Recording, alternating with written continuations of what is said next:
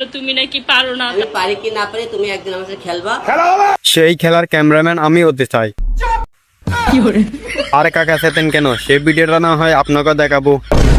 এদিকে সুমাইয়ার আমি বলতেছে হিরো আলম নাকি পারে না। বউ তো 2 দিনও টিকে না, তুমি নাকি পারো না ঠিক মতো। জবাবে হিরো আলম বললো একদিন তোর সাথে আমি টেস্টিং খেলতে চাই। তোর সাথে একদিন টেস্টিং খেলা খেলতে। হিরো আলমের তো টাকা নাই, সুমাইয়ার এমনি টেস্টিং করতে দেবে না, এর জন্য রেগে গেল। তুই টেস্টিং খেলবি? এই তোর শূন্যতে খাত না, আরেকবার করা। এমনিতে আলম ভাই টুনটুনি ছোট, এরপর যদি খাটকা পেতে যায় তাহলে তো তার ভবিষ্যৎ অন্ধকার হয়ে যাবে। এইদিকে আবার হিরো আলমের সাথে সুমাইয়ার রিমু তর্কে না জিততে পেরে তার গোপন ভিডিওটা ভাইরাল করে দিয়েছে। ক্লিয়ার ভিডিওটা আমার কাছে আছে, যে দেখতে চান সে কমেন্ট করে জানাবেন, তার ইনবক্সে আমি পাঠিয়ে দেবো। আমার কাছে মনে হয় মেবি কিছু একটা খেয়ে আস। হারবাল খাইছে আফা, কারণ হিরো আলম জানে আপনি যখন তখন টেস্টিং এর জন্য রাজি হয়ে যেতে পারেন। সাথে একদিন টেস্টিং খেলা খেলতে চাই। তুই আমার সাথে টেস্টিং খেলতে আসছিস, মানে চাস না? ভাই বিশ্বাস করেন, হিরো আলম 3-4 বছরে আমাদেরকে অনেক বিনোদন দেয়া মিস করেছে, কিন্তু এই একটা টপিক দিয়ে সেটা পূরণ করে দিয়েছে। জয় হিরো আলম ভাইয়ের জয়।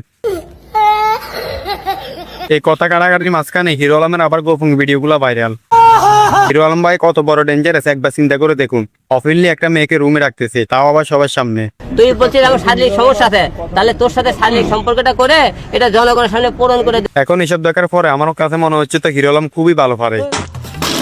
কি রে, তোর মতো সস্তা মনে হয়? সস্তা পাবলিক রে। ঝগড়াটা কোথা থেকে শুরু হয় জানেন? একটা ইন্টারভিউ থেকে, যখন সুমাইয়ের মুখে প্রশ্ন করা হয়েছে হিরো আলমের সাথে অভিনয় করার প্রস্তাব দেয়, তাহলে তুমি কি করবে? সুমাইয়ের মুখ কিন্তু একটা সুন্দর করে অ্যান্সার দিলে হতো, কিন্তু সে তা বললো তোমার জুতাটা খুললে আমার 2 গালে 2টা পারলে বাড়ি মার, অনুষ্ঠানটা বন্ধ কইরা তারপর আমার হিরো আলমের লোকে সিনেমা করার কথা বলো। এই কথা শোনার পরে শুরু হয়ে গেল আমাদের আলম ভাইয়ের পাগলামি। সে খাট কাঁপানো নাই কে, সে আমাকে শোকারটা দিলে চলে। ওনার মুখে একটাই কথা শোনা যায়, সেটা হচ্ছে খাট কাঁপানো। খাট কাঁপানো নাই কে বলে। বিশ্বাস করেন ভাই, আমি ভিডিও এডিট করতে করতে শুধু হিরো আলম ভাইয়ের মুখে খাট কাঁপানো নায়িকা শুনতেছি, তারপর আমি এই ভিডিওটা টাইটেল দিয়েছি খাট কাঁপানো।